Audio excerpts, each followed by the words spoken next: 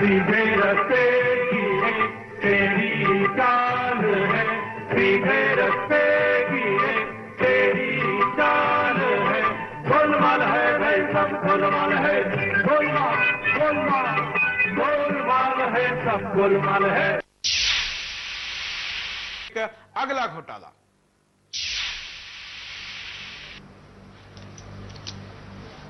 राष्ट्रीय कृषि सहकारी विपणन संघ पर युद्ध के दौरान 4000 करोड़ के अवैध निवेश का घोटाला सामने आया। 4000 करोड़ का यह घोटाला था। एक अगला भी घोटाला साथ साथ में हम आपको दिखाते हैं। 12 नंबर का घोटाला यह आपके सामने। पिछले 63 वर्षों में पहली बार किसी सुप्रीम कोर्ट के वरिष्ठ वकील प्रशांत भूषण के ऊपर लगे आरोपों को न्यायाधीश एएस आनंद समेत कई मुख्य न्यायाधीशों ने जांच की मांग की। यहां पर यह बताना लायक है कि आनंद भूषण जी ने एफिडेविट दायर करके यह कहा है कि देश के सब ज्यादा मात्रा में, ज्यादा परसेंटेज में न्यायाधीश करप्ट है, और इस एफिडेविट में उन्होंने लिखा है कि अगर यह साबित मैं नहीं कर पाया तो मैं जेल जाने के लिए तैयार हूं। इस न्यायपालिका के करप्शन को भी इन्होंने बाहर निकाला। और परसों की अगर हम बात करें तो सुप्रीम कोर्ट में इलाहाबाद के न्यायालय के बारे में भी बात कही कि वहां पर कुछ सड़ रहा है जिसकी बदबू दिल्ली तक आ रही, इसलिए न्यायालय में भी भ्रष्टाचार की बात सामने। एक कॉलर हमारे साथ जुड़ने जा रहे हैं। बोलिए, आपका नाम बताइए और आपकी प्रतिक्रिया दीजिए। हाँ जी, मैं संबलपुर उड़ीसा से बोल रहा हूँ, शरद शर्मा। बोलिए, क्या कहेंगे शरद जी? नमस्कार। नमस्कार जी, मैं यही बोलना चाहता हूँ कि ये कोई जो भ्रष्टाचारी जो भी हैं देश के, जो हजारों करोड़ों का घोटाला जो कर रहे हैं, ये लोग कोई अनोखे, कोई दूसरी दुनिया से आए नहीं है, वो हम लोगों के बीच से ही है। आज भ्रष्टाचार हम लोगों में घुस रखा है इतनी बुरी तरह से कि मतलब हम लोग किसी बच्चे को आज सरकारी नौकरी या किसी भी नौकरी की तनख्वाह की चिंता नहीं रहती, ऊपर की तनख्वाह की पूछते हैं कि ऊपर से तुम कितना कमा लेते हो।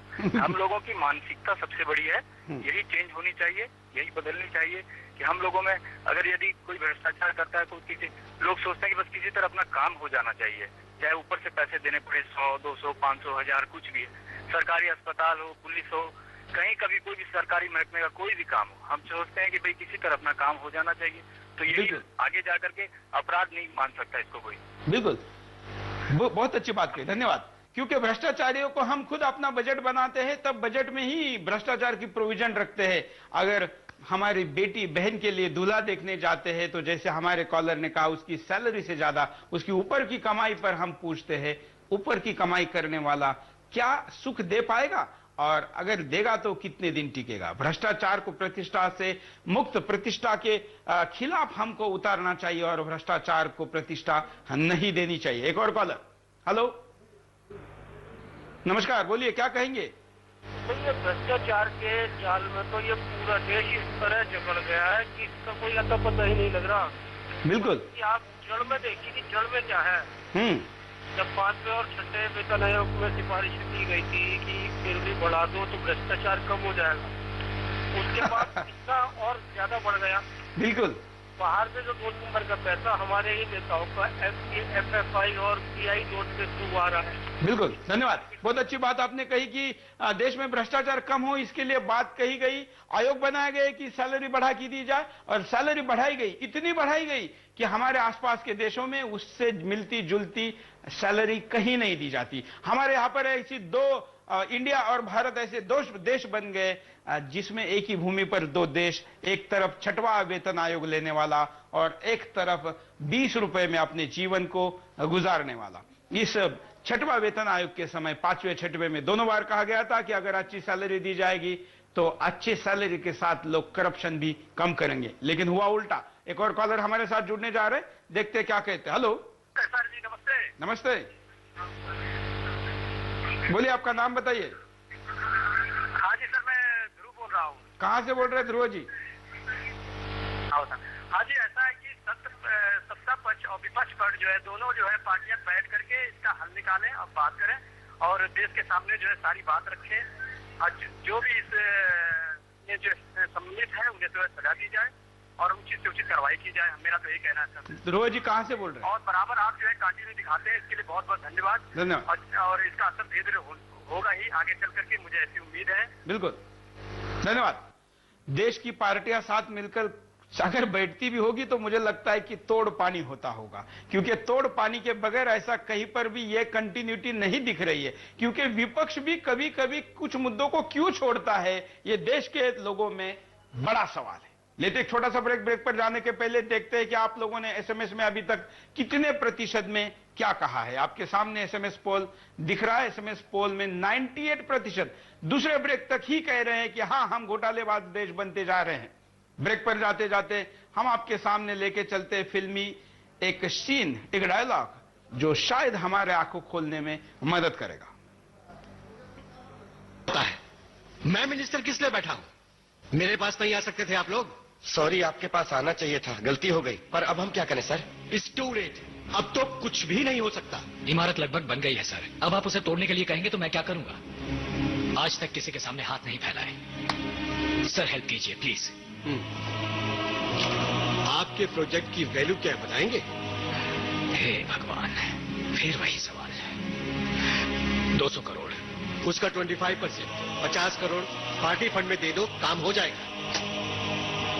50 करोड़? ऐसे मुंह क्यों फाड़ रहे हैं? कैपिटेशन ऑपरेशन के नाम से लाखों रुपए कमाएंगे। एक साल में पूरा पैसा निकाला है।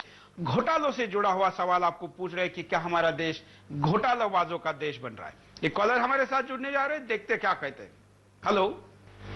हेलो, नमस्कार। नमस्कार, बोलिए। बस मैं तो यही कह रहा हूँ कि ये पुराने मिनिस्टर शब्द हटा लिए जाए और नए नए नेता आते जाएंगे तो ये घोटालेबाजी कम हो जाएंगे। एक सोल्यूशन हो सकता है, ये एक उपाय हो सकता है। हाँ बिल्कुल, आप जो कह रहे हैं ये एक सोल्यूशन हो सकता है। हाँ, धन्यवाद। नए नए घोटालेबाजों को, नए नए नेताओं को लाया जाए तो पुराने घोटालेबाजों को शायद हम कर सकते हैं। एक और कॉलर, एक और उनसे बात करते देखते क्या कहना। हाँ बोलिए, क्या कहेंगे? घोटाले का देश जो हमारा बना हुआ है वो पानी तो ऊपर से नीचे गिरता है। आप पार्लियामेंट में, लोकसभा में देख लीजिए, इतने दिन से चल रही पाली, तो वहीं पे जब इतने बड़े घोटाले हैं तो आगे तो अपना होंगे। यथा राजा तथा प्रजा। बिल्कुल है, क्या करेंगे जब ऊपर से इतना बड़ा घोटाला हो रहा है? बिल्कुल, तो फिर आगे किसको पकड़ोगे आप? बिल्कुल सही कह रहे हैं। आपका शुभ नाम क्या है? SK Jain, Bahubali enclave, Delhi. अच्छा, दिल्ली से बोल रहे हैं। हाँ जी। ये तो आप मतलब घोटालों की महानगरी से बोल रहे हैं। हाँ जी, इसीलिए तो कह रहा हूँ मैं। हाँ। पानी ऊपर से नीचे गिरता है। बिल्कुल, पानी तो यहीं से चल रहा है, पार्लियामेंट से चल रहा है, लोकसभा से चल रहा है। इतने दिन हो गए पार्लियामेंट चली नहीं है, बिल्कुल, तो फिर घोटाले तो अपने आप होंगे। बिल्कुल। धन्यवाद, बहुत अच्छी बात कही। देश की पार्लियामेंट के ऊपर ही अगर करप्शन के आरोप लगेंगे, देश के प्रधान की तरफ ही लोग अगर संशय के नजर से देखेंगे, तो देश में किसी गांव के सरपंच को हम क्या कहेंगे? किसका आदर्श लेगा और कौन बोलेगा? अब हम देखते हैं 12वां नंबर का घोटाला आपके सामने। अब लगातार कुछ घोटाले भी लेंगे, क्योंकि हम 13 नंबर का घोटाला, 12 घोटाले अब तक हम देख चुके, अब 13 नंबर का घोटाला लेते हैं, लगातार लेंगे, क्योंकि 45 मिनट में हम केवल 12 देख पाए। प्रसारण में हुए भ्रष्टाचार से जुड़े होने पर सवाल उठाए। लाली एक पूर्व आईएएस अधिकारी हैं। आईएएस अधिकारी जो कि प्रसार भारती के सीईओ है, इनके ऊपर यह आरोप लगा। 14 नंबर का घोटाला भी देखते हैं। कई एनजीओ ने महात्मा गांधी रोजगार ग्रामीण योजना मनरेगा में 38,000 करोड़ का घोटाला होने का आरोप लगाया। बिल्कुल, यह आरोप भी लगातार लगता आया है और यह 38,000 करोड़ अब तक का है। अमेरिकन सुरक्षा और वित्तीय आयोग ने भारत सरकार पर आरोप लगाया कि उनकी कंपनी डोम केमिकल को भारत में पंजीकरण के लिए घूस मांगी गई।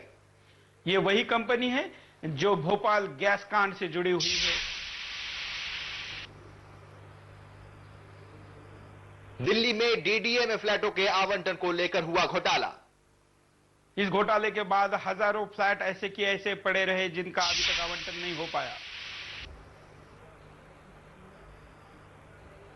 2G स्पेक्ट्रम को लेकर पूर्व संचार मंत्री ए राजा और नीरा राजा टेप प्रकरण घोटाला। यह मीडिया और दलाल और मंत्रियों की साठगांठ का सबसे बड़ा उदाहरण है। सीए वेंकटेश के अनुसार मुंबई के पूर्व पुलिस कमिश्नर हसन अली ने 1,50,000 करोड़ रुपए अपने विदेशी बैंक खातों में जमा किए, जबकि हसन अली 71,848 करोड़ का टैक्स जमा करते हैं। बीजेपी के एक विधायक देवेंद्र फडणवीस ने एक सीडी पेश की, जिसके अनुसार महाराष्ट्र के गृह मंत्री आर पाटिल केंद्रीय मंत्री विलासराव देशमुख समेत कांग्रेस के सलाहकार अहमद पटेल ने अली हसन की नियुक्ति करवाई और अपॉइंटमेंट करवाई थी। 90 लाख काला धन भारत सरकार द्वारा स्विस बैंक में जमा है। यह खुलासा पूर्व राजस्व सचिव एम.आर. शिवरमन ने 16 साल पहले किया था, जो कि यूपीए सरकार के लिए एक सिरदर्द बन गया। बैंक उन लोगों के नाम का खुलासा करने को तैयार है, पर सरकार कोई कदम नहीं उठा रही। चुनाव में यह अहम मुद्दा बना था, सरकार ने आश्वस्त किया था, लेकिन हुआ कुछ नहीं।